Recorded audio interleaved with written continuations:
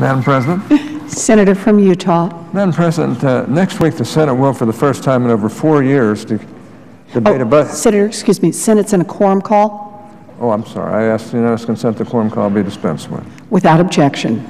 Madam President, next week the Senate will, for the first time in over 4 years, debate a budget resolution on the Senate floor. And while I have many qualms with the substance of the budget we'll be debating, I have to say that in terms of the process, this is a welcome development. The American people have waited too long for the Senate to fulfill its basic legal obligation to produce a budget every year. Yesterday, with the release of the Democrats' budget plan, that delay officially came to an end, and I'm proud of them. Of course, now that I've had a chance to look over that budget, my praise for it ends there. The budget we'll be debating next week is, to put it bluntly, a cynical political document. It is not designed to address our nation's pressing fiscal challenges, but rather it is designed to please the Democratic base and provide a fresh supply of political talking points. Rather than addressing our government spending problems and our runaway entitlements, the Democrat budget contains yet more wasteful spending. And in order to pay for that spending, the budget contains what could be around $1.5 trillion in tax hikes, much of which will necessarily impact the middle class and small businesses. It would hijack the bipartisan tax reform efforts currently underway in both the House and the Senate by instructing the Senate Finance Committee to abandon these efforts in order to score the tax code for additional revenues to the tune of nearly $1 trillion. In addition to the reconciliation instructions, the budget includes potentially $500 billion in additional tax hikes in order to replace the sequester and to offset more stimulus spending. Even with all these new revenues in place, the Democratic budget does not balance, not at any point. Under this budget, the government would be spending more than it takes in at the end of the 10-year budget window. And by the end of it, all our national debt would be over $24 trillion, an increase of more than $7 trillion with no relief in sight. Now, gross debt relative to the size of our economy never dips below 94% in this budget. As the nonpartisan Congressional Budget Office warns, when the debt is that high, we as a nation have less flexibility to respond to unexpected challenges. CBO also warns that when the debt is that high, there is increased risk of a fiscal crisis and soaring interest rates. And, Madam President, make no mistake, if interest rates rise even slightly more than assumed in this budget, federal spending on interest payments would increase substantially, moving us even closer to a fiscal crisis. Madam President, one of the most disappointing and disheartening parts of the budget produced by the majority in the Budget Committee is that it makes no attempt whatsoever to address entitlement spending.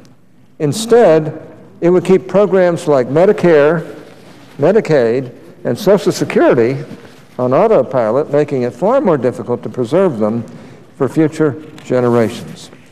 Let's just take a look at the numbers, because they really are astounding. Over the next 10 years, we will spend $6.8 trillion on Medicare, $5.9 trillion on Medicaid, and $11.2 trillion on Social Security for a combined total of $24 trillion. The Democratic budget would reduce that spending by only $56 billion over 10 years, which amounts to a minuscule 0.2% reduction. That's right, 0.2%. Let's put that number in perspective. Despite the acknowledgement of the administration, the nonpartisan Congressional Budget Office, and any sane analyst of the federal budget, that entitlement spending is unsustainable, the Democrat budget proposes to do next to nothing about it. Rather, they settle for spending reductions over a 10-year period that amount to about 5 days' worth of federal spending. Now, this lack of attention to entitlements sends a clear message to younger generations. That message, unfortunately, is we don't care that the social safety net will not be there for you, and it won't be for our young people, especially if we keep going this way. Federal entitlement spending is the biggest driver of our debts and deficits, and absent real structural reforms, these programs threaten to swallow up our government and take our economy down with it. This is not rhetoric or supposition. Madam President, these are cold, hard facts. Yet with their budget, the Democrats have apparently opted to ignore reality and let these programs continue on their current unsustainable trajectory. On that trajectory, the safety net phrase. On that trajectory, disabled American workers face benefit cuts of over 20% in 2016. And on that trajectory, trust funds associated with the safety net become exhausted. Madam President, the course charted by this budget is simply irresponsible. No one serious about governing would choose to ignore entitlement spending for another 10 years. Even President Obama, hardly a picture of bravery when it comes to taking on entitlements, has proposed as much as $530 billion in Medicare and Social Security reforms. This budget undercuts the President's proposals by nearly 90%. So once again, Madam President, this budget is not about dealing with reality. It's about politics, pure and simple. Instead of working with Republicans on bipartisan solutions to our nation's problems, the Democrats have decided to reveal their campaign talking points for next year. Now, there are some of us here in the Senate that have been looking for opportunities to work with those on the other side to address what are, in the view of many, the defining challenges of our time. For example, on January 1st, I came to the floor to propose 5 bipartisan solutions to reform Medicare and Medicaid and asked my colleagues to work with me on this effort. These proposals are not my ideal solutions to the problems facing these programs. Instead, they are 5 solid ideas that have all had bipartisan support in the recent past. For example, I proposed raising the Medicare eligibility age, something President Obama and several other Democrats have at one time or another supported. I also suggest limiting Medigap plans from providing first dollar coverage in order to prevent overutilization of Medicare benefits.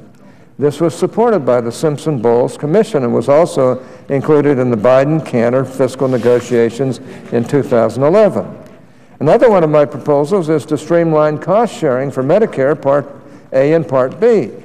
Like the Medigap proposal, this idea was also supported by the Simpson-Bowles Commission. In addition, I propose introducing competitive bidding into Medicare to allow for greater competition in order to reduce costs and improve quality of care. And while some have deemed this idea controversial, President Clinton proposed a similar idea in 1999 as part of a major set of Medicare reforms. President Clinton, no less. Finally, I propose instituting per capita caps on federal Medicaid spending. Now, this was another Democratic Party idea. It was first proposed by President Clinton in 1995, and at that time, all 46 Democratic senators signed a letter supporting this very policy. Like I said, I came to the floor in January in hopes that I could bring some of my Democratic colleagues on board with these proposals so that we could at least start a bipartisan conversation on entitlement reform. My door and my mind remain open to my colleagues across the aisle on these ideas.